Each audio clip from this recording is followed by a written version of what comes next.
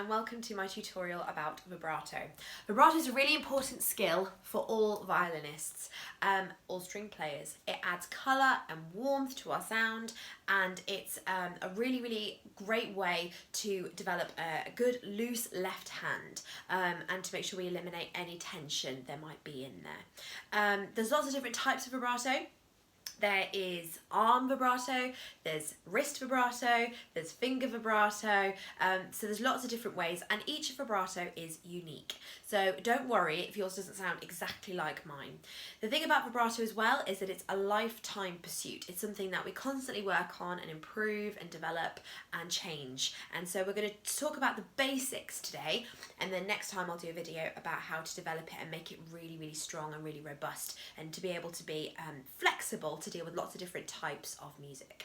So the first thing you're going to need to do is get relaxed. I've done a relaxation video previously, so please check that out to make sure that you're all relaxed and ready to go. We're just going to do a few little relaxation things to help us today. So I first want you to just make sure that everything is super loose. So I want you to get some tension in your arms. You're going to take everything really tight, and then I want you to just loosen and relax everything, okay? And then again, get really tight, and then we're going to loosen and relax everything. Brilliant. So if you swing your arms as well, that helps to relax everything down from your shoulders. We're also going to lift up your shoulders to get that nice lower back and upper back nice and relaxed. That's really good. Well done. Fab. Okay, so most important thing to remember with this is tension is not good. We do not want tension at all. We want nice, loose, relaxed feeling. So whenever you are moving your hand, it should feel like this. So what you can do as well is do these exercises where you do the arm drop to make sure we're nice and chill. The other thing I want you to do is be able to do some waving, okay? Your hands should be so loose, like when you're waving to your next door neighbour, your friend, wave, get really loose and comfortable. Brilliant. So, bringing in the violin. The first thing I would like you to do is you're going to hold your violin with the strings facing you, okay? You're going to hold it like this, and then you're going to hold it out to the side in front of you, and then bring it up on your shoulder as if you were going to play. The idea behind that is that all the weight of your violin is being held in this hand, okay? You need to make sure that your chin's on the chin rest in a nice comfortable place as it would normally be. You're going to put your left hand on the shoulder of the instrument, okay? You want to have everything loose and relaxed, and you're going to just wave and rock, resting your arm on the shoulder of the violin. Brilliant. Okay, now you're going to put your thumb around the other side to get that really smooth motion. My thumb is not pressing whatsoever. Everything is smooth and everything is soft.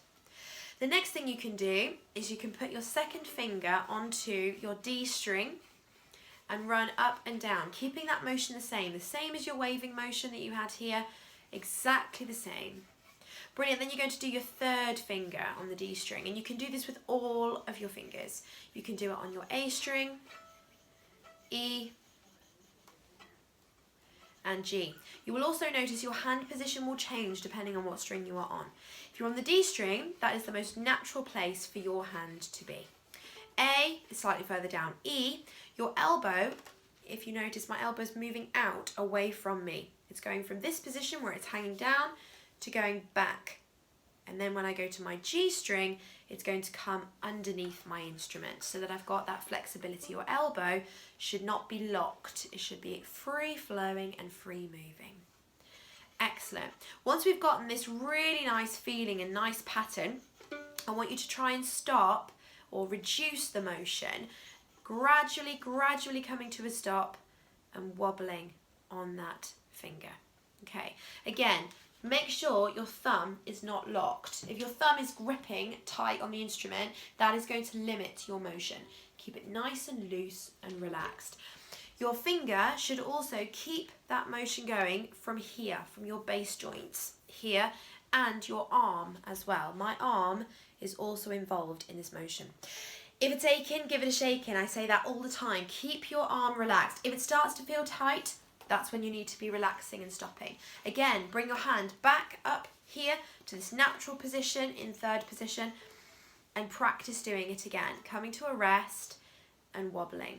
You should be making sure that your motion is going from side to side almost, as opposed to back and forward. Okay, at the moment we want that side to side, and you can go as fast or as slow as you would like to, but at the moment we just want that big motion to be as loose and relaxed as possible.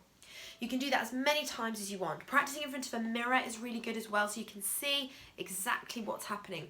First position is really tricky, so I would definitely recommend you sticking to this third position to begin with your vibrato training. Excellent. Once we're feeling really comfortable with that rocking, you can create a bridge with your hand, because obviously at the moment we're using the shoulder of the violin to help us. You can then take your fingers, your thumb and your forefinger, and pop them on the violin, move it from here down here. Your lower fingers, third, fourth and fifth finger, are going to pop here, and that's going to form a bridge. You can then rest your arm there and do the same thing, but with a bit of support. Because once we go into first position and you're suddenly expected to do that, it's really tricky. Creating the bridge helps. Put your thumb, first finger right here, use these lower fingers, put them against your wrist or lower arm, and then you're going to move back and forward with the same movement. Now, your fourth finger is going to be the most tricky because it's connected very closely to your third finger, and it's also your weakest finger. So that's the one that you're going to have to work on a lot. First finger should be absolutely fine, same as the others, to get that lovely, lovely motion. Again, we want to avoid tension. If you feel any tension, stop and reset. So that's where we're going to take it for now. Practice those motions, get them nice and smooth, and then I'm going to show you how to develop your vibrato further.